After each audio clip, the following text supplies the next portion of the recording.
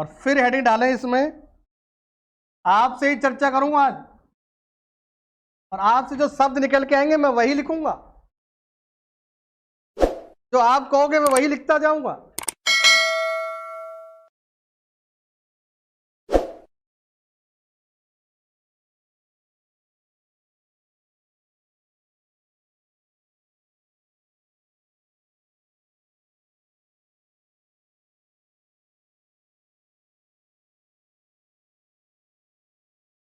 जैसे हमबोल्ट क्या करते थे, हमबोल्ट और रिटर महोदय क्या करते थे, टाइटल के बाद सब टाइटल होता था ना, डिस्क्रिप्टिव नेचर ज्योग्राफी या स्केच फिजिकल ज्योग्राफी, पढ़ा वो याद आपको तो। और तीसरा टाइटल और लिख रहा हूं मैं, पहला टाइटल, दूसरा टाइटल और तीसरा टाइटल यहां लिख रहा हूं।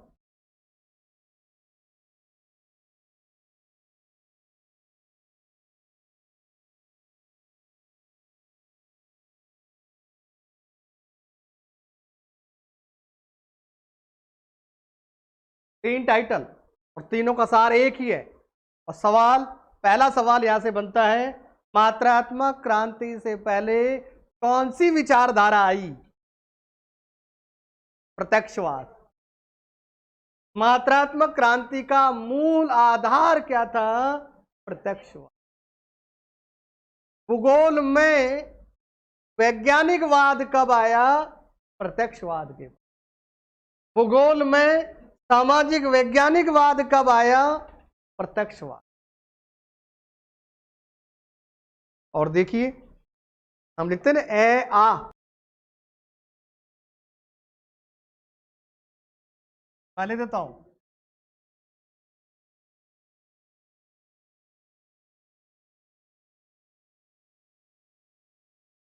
कामटे यामटे, क्या बात।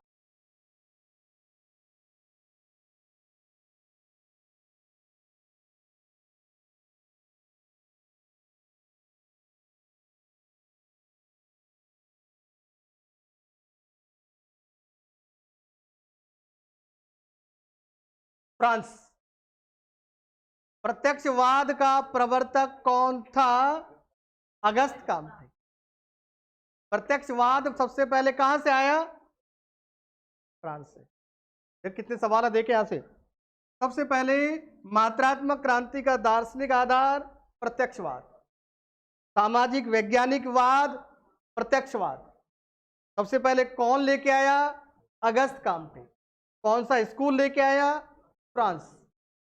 अब होता क्या है प्रत्यक्षवाद? इंग्लिश में लिख देता हूं मैं। प्रत्यक्ष आपको याद नहीं होगा, नहीं होगा याद, डायरेक्ट नहीं है बेटा। कहा ना इंग्लिश डायरेक्ट नहीं है, इंग्लिश पढ़ना बड़ा मुश्किल है।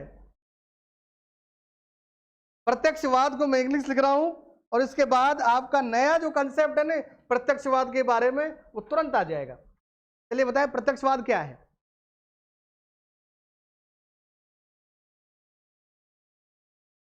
किसी भी चीज को वास्तविक रूप में, ध्यान रखना एक एक करके, जिसके शब्द आ रहे हैं वही बात करना।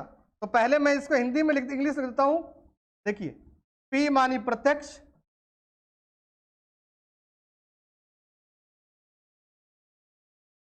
यानी मेरे पास सी प्लान भी होता है, पॉजिटिज्म, और इसकी किताब का नाम, देखिए कुछ नहीं कर रहा हूं मैं,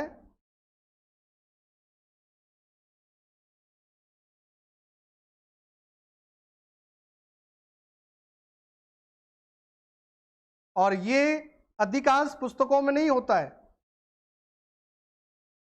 फिलोसॉफी, स्पेलिंग गलत लिख दिया क्या?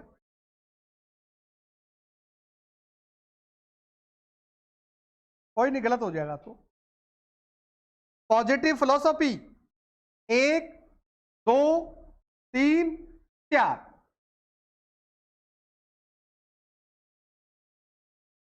4 खंड।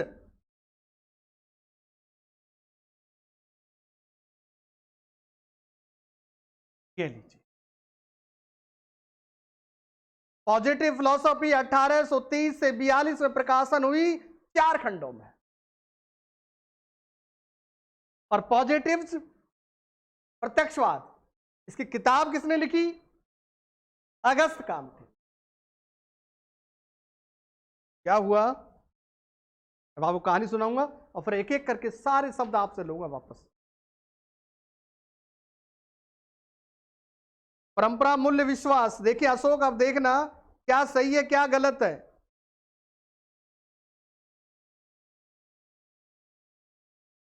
क्योंकि आज से पहले हमने जो पढ़ा है ना उसे साफ कर दो। बार बार कह रहा हूं, कांट को बुला के कह रहा हूं साफ कर दे इनके दिमाग। भाई आप तो करोगे नहीं, कांट को बुलाना पड़ेगा।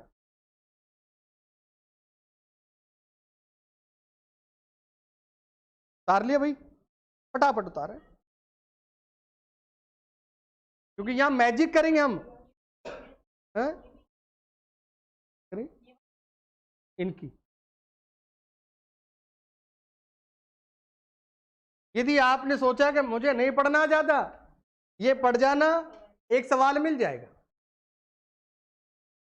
बस। लेकिन जब लेवल हाई आ जाता है, कौन कहां कैसे, उन सवाल को हल करने के लिए पूरा पढ़ना पड़ेगा।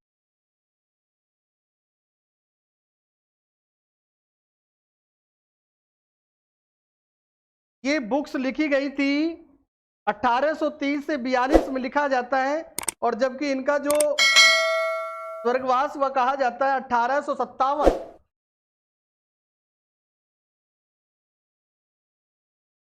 मंजू, बुक्स लिख दिया मैंने 3 खंडों में, 1830 से स्टार्ट होकर 1842 में खत्म होती है।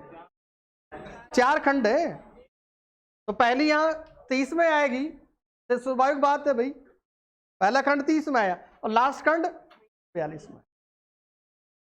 और इनका जो स्वर्गवास है वो 57 में भेज दिया इनको हमने। हमारी याद हुई थी 57 की, 1857 क्रांति। मैं सारी लाइन जोड़ दूंगा आपको आज।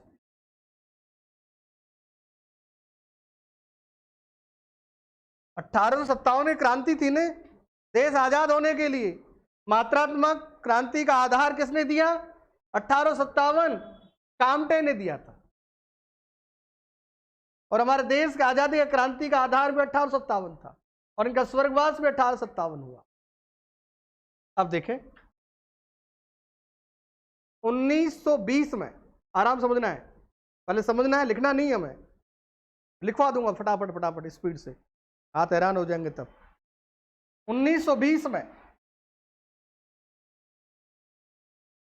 आइसा बोमेन आइसा बोमेन अपने गुरु जेफरसन के साथ कहां चलेगी? गए मतलब फ्रांस, पेरिस में गए। किसके लिए गए वो? शांति वार्ता के लिए, शांति सम्मेलन के लिए।